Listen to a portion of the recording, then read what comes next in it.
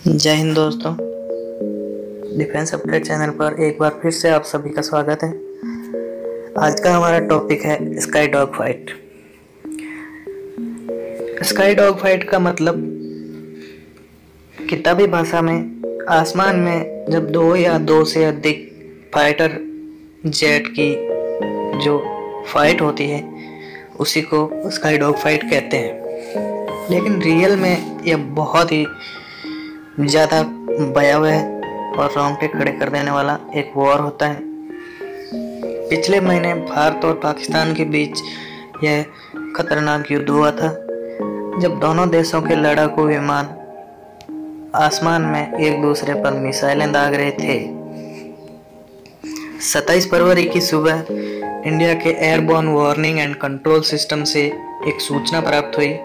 बताया गया कि करीबन 12 लड़ाकू विमान हवा में तैर रहे हैं। इनमें अमेरिका में बने F-16, फ्रांस में बने मिराज और चीन की सहायता से पाकिस्तान में बने JF-17 फाइटर प्लेन होने की संभावना जताई गई।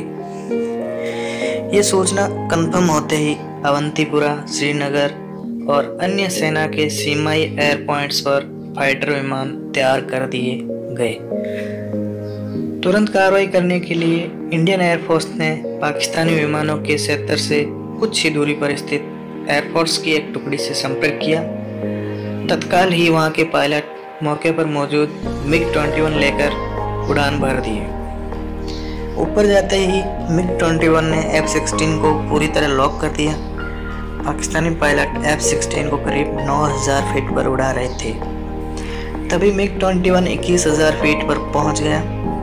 साथ ही भारतीय पायलट ने दुश्मन के लड़ाकू विमान पर निशाना भी साध लिया। मौके की नज़ाकत को देखते हुए पाकिस्तानी पायलट ने अपने विमान की ऊंचाई 26,000 फीट की ओर वापस लौट गया। जम्मू कश्मीर के नौशेरा में आसमान में चल रही इस जंग में 90 सेकंड तक दोनों तरफ के विमान एक दूसरे पर हमले के लिए उचित कोण बनाते रहे। चकमा देकर उन्हें नीचे गिराने का दांव पेच अपनाते रहे। लेकिन भारत के बहादुर पायलट विंग कमांडर अभिनंदन अपने विमान MiG-21 से पाकिस्तान के F-16 को मार गिराया।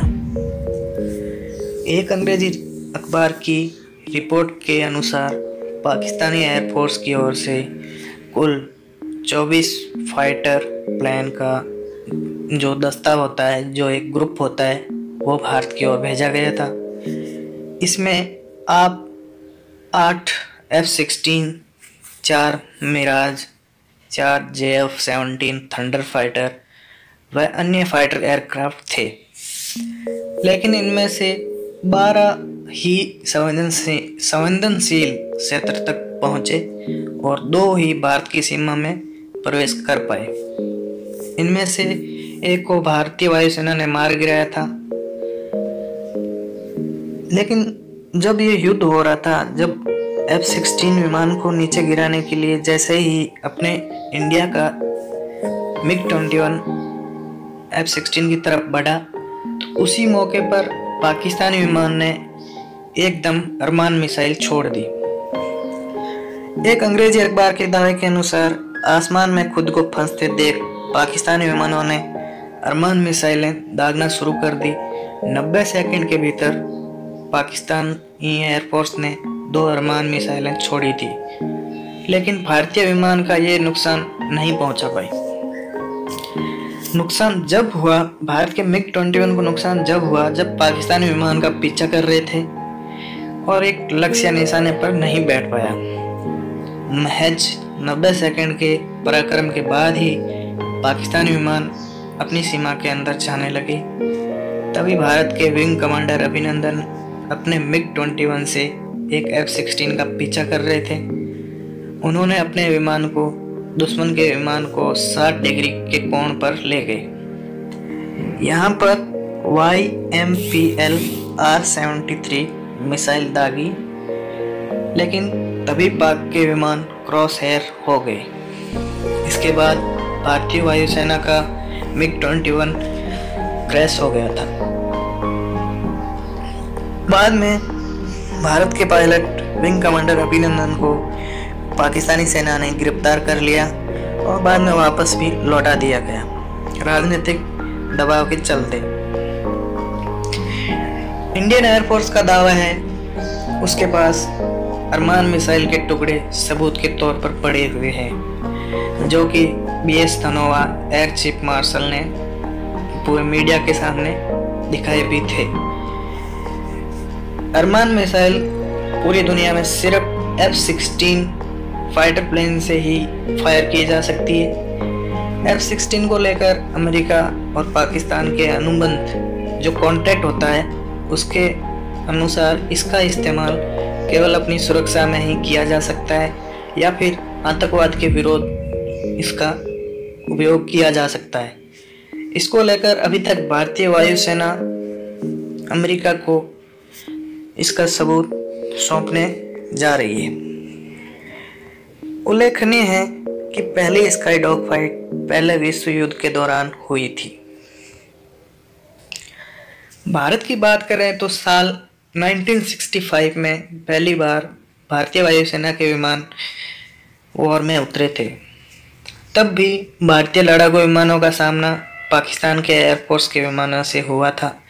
1965 में भारत ये युद्ध जीता था। अगर रूल्स की बात करें, आम स्काई डॉग फाइट में पहली चुनौती दुश्मन पर हमले के लिए एक सेफ पोजीशन ढूंढनी होती है। इसलिए ज़्यादातर पायलट सूरज की रोशनी के साथ ऐसा तालमेल बिठाते हैं, ऐसा कॉम्बिनेशन बिठाते हैं ताकि वो सामने वाले पायलट को दिखाई ना दे।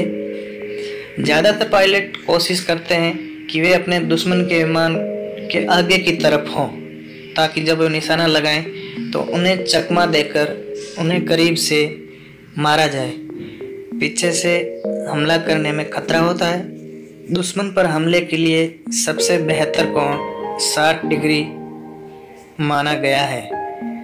हाल ही में इसकी कोशिश विंग कमांडर अभिनंदन ने की थी, जिसे पूरी दुनिया ने देखा। तो दोस्तों, आज की जानकारी के लिए इतना ही। ज़्यादा जानकारी के लिए हमारे इस चैनल से जुड़े रहिए। धन्यवाद।